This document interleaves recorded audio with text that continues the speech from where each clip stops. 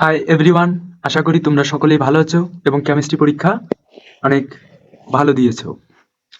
তো তোমরা কেমিস্ট্রি পরীক্ষা ইতিমধ্যে যেহেতু দিয়ে ফেলেছো, তোমাদের মাথায় একটা চিন্তা কাজ করতেছে যে তোমরা পাস করবা কি করবা না। বিশেষ করে এমসিকিউ নিয়ে তোমাদের সকলেরই বেশি টেনশন কাজ করতেছে।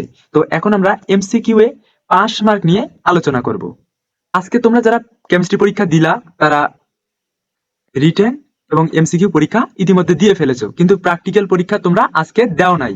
প্র্যাকটিক্যাল পরীক্ষাটা তোমাদের সব পরীক্ষাগুলো শেষ হওয়ার পর প্র্যাকটিক্যাল একসাথে। আমাদের রিটেনে টোটাল মার্ক ছিল 50 এবং এমসিকিউ এর টোটাল মার্ক ছিল 25 এবং তোমাদের প্র্যাকটিক্যালেও টোটাল মার্ক থাকবে 25। প্রত্যেকটা বিষয়ে পাস করার জন্য তোমাকে 33% মার্ক পেতে হয় এবং লিখিততে আলাদাভাবে তোমাকে 33% মার্ক পেতে হয় এবং এমসিকিউ এ আলাদাভাবে তোমাকে 33% মার্ক পেতে হয়, পেয়ে পাস করতে হয়। এমসিকিউ এ যেহেতু টোটাল মার্ক 25, সেক্ষেত্রে আমাদের পাস মার্কটা কত আসবে? 30% মার্ক পেলে পাস। তো 25 এর 33% হয় 25 ইন্টু 33 ডিভাইডেড বাই 100।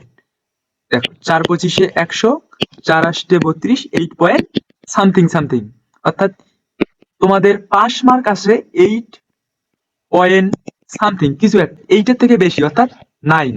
কেননা তোমরা এমসিকিউ তো ভগ্নাংশ মান পাবা না, অর্থাৎ তোমাদের পাস মার্ক হচ্ছে 9। যারা 9 মার্ক পাবা তারা নিশ্চিন্তে পাস। কিন্তু 30% বা তোমাদের হচ্ছে যেহেতু 8 এর পর দশমিক থাকে, সেক্ষেত্রে 8 কেও পাস ধরে বিবেচনা করা হয়। অর্থাৎ তোমরা যারা 8 বা 9 পাবা তারা নিশ্চিন্তে পাস করবা। এমসিকিউ এর ক্ষেত্রে যারা তোমরা 6, 5, 7 পাবা তারা পাস করতে পারবা কিনা।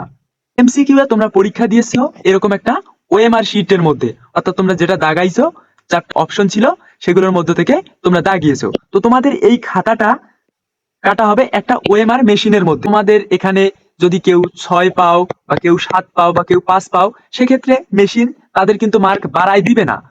অন্যান্য ক্ষেত্রে যেমন হচ্ছে লিখিতর ক্ষেত্রে কি হয়, মনে করো লিখিতর টোটাল মার্ক হচ্ছে 50, তো লিখিতর 50 এর 33% মার্ক পেলে তোমরা পাস করবা, অর্থাৎ 50 এর 33 16 দশমিক সামথিং মার্ক, অর্থাৎ প্রায় 16 মার্ক ধরা যায়। তো লিখিতর জন্য পাস মার্ক হচ্ছে 16। তো তোমরা যদি অনেক সময় 14 বা 15 বা 13 পাও, সেক্ষেত্রে কি হয়, লিখিত খাতাটা যেহেতু স্যাররা হাতে কাটে নিজেদের মতো করে, সেক্ষেত্রে যারা 13, 14 বা 15 পাবা তাদের ক্ষেত্রে স্যার যদি চায় সেক্ষেত্রে 2-1 মার্ক বাড়াই দিয়ে 16 মার্ক করায় তোমাকে পাস করাই দিতে পারে। কিন্তু এমসিকিউটা কাটা হলো কিসের মাধ্যমে? একটা ওএমআর মেশিনের মাধ্যমে। তো মেশিনের মাধ্যমে যেহেতু কাটতেছে খাতাটা, সেক্ষেত্রে কারো মার্ক বাড়া বা কারো মার্ক কমার কোনো সম্ভাবনা নেই।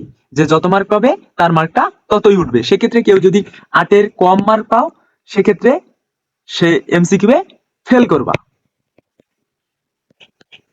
তোমাদের কার কতটি এমসিকিউ হলো সেটি তোমরা কমেন্টের মাধ্যমে জানাই দিতে পারো। চ্যানেলটিকে সাবস্ক্রাইব করে বিভিন্ন আপডেটের জন্য এবং এসএসসি, এইচএসসি, মেডিকেল এডমিশন টেস্টের ক্লাসের জন্য সাবস্ক্রাইব করে রাখতে পারো।